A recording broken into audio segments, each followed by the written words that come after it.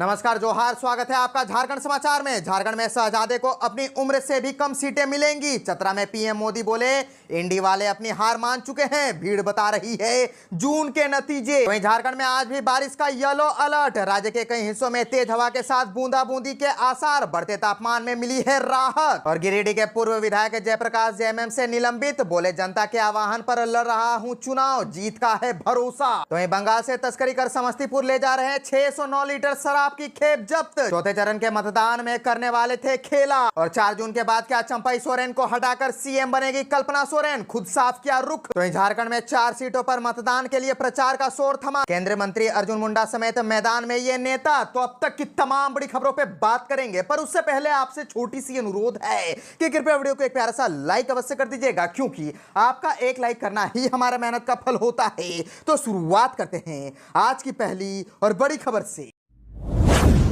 इस वक्त की बड़ी खबर झारखंड से आ रही है, जहां शहजादे को अपनी उम्र से भी कम सीटें मिलेंगी। चतरा में पीएम मोदी बोले, इंडी वाले अपनी हार मान चुके हैं, भीड़ बता रही है जून के नतीजे। दरअसल प्रधानमंत्री नरेंद्र मोदी चतरा के सिमरिया में जनसभा को संबोधित कर रहे थे। पीएम ने कहा कि आज की भीड़ बता रही है कि 4 जून के नतीजे, इंडी अलायंस वाले अपनी हार मान चुके हैं। पीएम मोदी ने राहुल गांधी पर निशाना साधते हुए कहा कि शहजादे को अपनी उम्र से भी कम सीटें मिलने जा रही है। उन्होंने कहा कि जेएमएम और कांग्रेस के ठिकानों से नोटों के पहाड़ निकल रहे हैं। यहां मंत्री का पीएस का भी नौकर भ्रष्टाचारी में डूब गया है। यहां नोटों के पहाड़ उगाने का काम जेएमएम और कांग्रेस ने किया है। बेशर्मी देखिए, इतने नोट निकलने के बाद भी शर्म से आंखें झुक जानी चाहिए, लेकिन इन्हें कोई फर्क नहीं पड़ता। कर्मचारियों के घरों से करोड़ निकल रहे हैं, मालिकों के घर से कितना निकलेगा। प्रधानमंत्री ने आगे कहा कि ऐसे लोगों पर कौन कार्यवाही कर सकता है, आपका बेटा मोदी ये काम करेगा।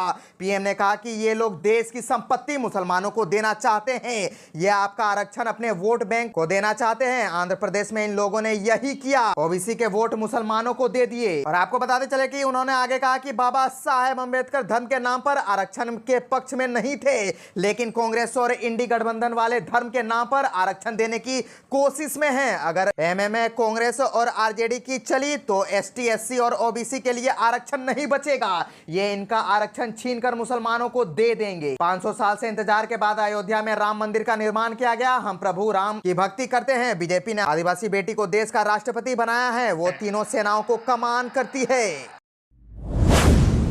झारखंड से और एक बड़ी खबर सामने आ रही है कि झारखंड में आज भी बारिश का येलो अलर्ट। राज्य में कई हिस्सों में तेज हवा के साथ बूंदाबूंदी के आसार। बढ़ते तापमान में मिली है राहत। झारखंड में आज भी मौसम विभाग ने अलर्ट जारी किया है। राज्य के कई हिस्सों में आसमान में बादल नजर आएंगे। कई जिलों में गर्जन के साथ बारिश की संभावना है। पिछले कुछ दिनों में झारखंड में मौसम ने अपना मिजाज बदला है। और आपको बताते चले कि आज मौसम विभाग ने बारिश को लेकर के येलो अलर्ट जारी किया है। हवा की रफ्तार 30 से 40 किलोमीटर प्रति घंटे की रहने की संभावना भी जाहिर की गई है। राज्य में बदले मौसम की वजह से तापमान में भी गिरावट दर्ज की गई है। आज तापमान अधिकतम 35 डिग्री सेल्सियस से लेकर न्यूनतम 23 डिग्री सेल्सियस तक रहने की संभावना है। राज्य के ज्यादातर हिस्सों में तापमान भी इसी के आसपास रहने की संभावना है। राज्य में पिछले 24 घंटे के आंकड़ों पर नजर डालें तो कई हिस्सों में तेज गर्जन के साथ हल्के दर्जे की मध्यम दर्जे की बारिश हुई है। राज्य में सबसे अधिक बारिश 46 mm धनबाद में दर्ज की गई है।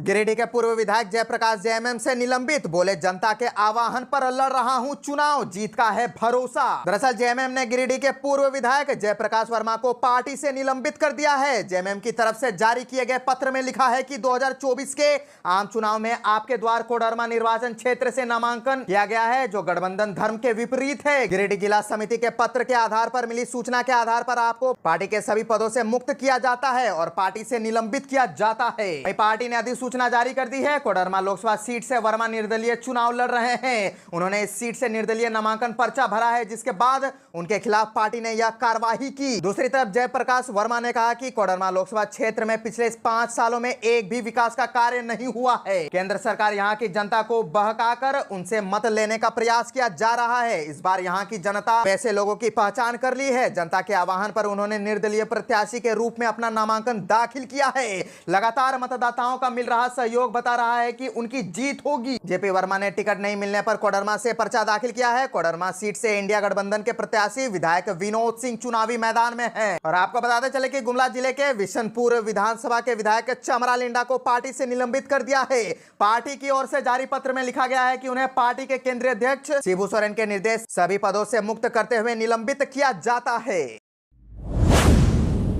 बंगाल से तस्करी कर समस्तीपुर ले जा रहे 609 लीटर शराब की खेप हुई जब्त। चौथे चरण के मतदान में करने वाले थे बड़का खेला। लोकसभा आम चुनाव के मद्देनजर गोड्डा पुलिस की ओर से अलग अलग जगहों पर छापेमारी कर भारी मात्रा में नकदी शराब व प्रतिबंधित गांजा सहित 3 मोबाइल के साथ 5 आरोपित को धर दबोचा गया है। पुलिस अधीक्षक नाथू सिंह मीना ने सभागार से इसका खुलासा करते हुए बताया कि पुलिस ने छापेमारी कर मेहरमा, महागामा और सुंदरपाड़ी थाना क्षेत्र से कुल 24,90,000 रुपए नकदी, 11.36 किलोग्राम प्रतिबंधित गांजा, 337 बोतल शराब, 144 बोतल बियर, 3 मोबाइल बरामद किए हैं। वहीं मामले में 5 आरोपित को गिरफ्तार किया गया है। पुलिस अधीक्षक ने कहा कि जिले में नशाखोरी, अवैध मादक पदार्थों व अवैध शराब की तस्करी और नकदी सहित अवैध गतिविधियों में शामिल तत्वों के खिलाफ पुलिस की ओर से लगातार छापेमारी की जा रही है।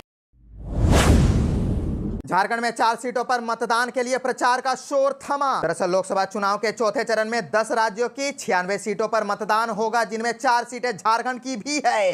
चौथे चरण में 13 मई को मतदान कराया जाएगा। झारखंड में सिंहभूम, खूंटी, लोहरदगा और पलामू सीट पर चुनाव होना है। झारखंड में केंद्रीय मंत्री अर्जुन मुंडा और गीता कोड़ा जैसे बड़े चेहरे इस चरण में चुनाव लड़ रहे हैं। कांग्रेस से बीजेपी में आई पूर्व सीएम मधु कोड़ा की पत्नी गीता कोड़ा सिंहभूम से प्रत्याशी है, तो अर्जुन मुंडा को बीजेपी ने दोबारा खूंटी से टिकट दिया है। और आपको बताते चले कि गीता कोड़ा ने 2019 का चुनाव कांग्रेस के टिकट पर लड़ा था और उन्होंने बीजेपी के लक्ष्मण गुलीबा को हराया था, लेकिन इस बार वह बीजेपी के टिकट से यहां के प्रत्याशी है। खूंटी सीट पर 2019 में अर्जुन मुंडा ने बहुत मामूली अंतर से चुनाव जीता था, हालांकि बीजेपी ने उन्हें फिर यहां से टिकट दिया है। मुंडा ने कालीचरण मुंडा को हराया था। लोहरदगा से बीजेपी के सुदर्शन भगत को जीत हासिल हुई थी, उन्हें कांग्रेस सुदर्शन भगत को हराया था। झारखंड में लोकसभा चुनाव 4 चरणों में कराया जा रहा है। चुनाव की शुरुआत यहाँ 13 मई से हो रही है, जब 4 सीटों पर मतदान होंगे। इसके बाद 20 मई को 3 सीटों चतरा, कोडरमा और हजारीबाग में वोटिंग कराई जाएगी। वहीं 25 को गिरिडीह, धनबाद, रांची और जमशेदपुर में वोट डाले जाएंगे और 1 जून यानी कि आखिरी चरण में राजमहल, दुमका और गोड्डा सीट पर मतदान होगा।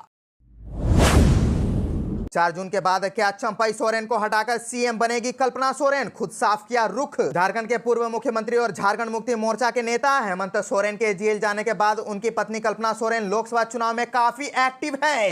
पार्टी ने उन्हें गिरिडीह जिले की गांडे विधानसभा सीट पर हो रहे उपचुनाव में भी उम्मीदवार बनाया है। इसके बाद से अटकलें लगाई जा रही है कि चुनाव रिजल्ट के बाद कल्पना सोरेन सीएम चंपई सोरेन को हटाकर झारखंड में मुख्यमंत्री पद की कमान संभाल सकती है। हालांकि उन्होंने साफ साफ शब्दों में इनकार कर दिया है। एक बातचीत के दौरान जब कल्पना सोरेन से पूछा गया कि क्या 4 जून के बाद सीएम की कुर्सी संभालेंगी, उन्होंने कहा कि बिल्कुल नहीं। चंपई सोरेन की कुर्सी को लेकर सवाल ही अपने आप में भयावह है। इससे अफवाहें फैलती हैं और अफवाह के बाद भयावह स्थिति उत्पन्न हो जाती है। अभी जो स्थिति है वही 4 जून के बाद भी रहेगी। 4 जून के बाद भी चंपई सोरेन गठबंधन की सरकार चलाते रहेंगे।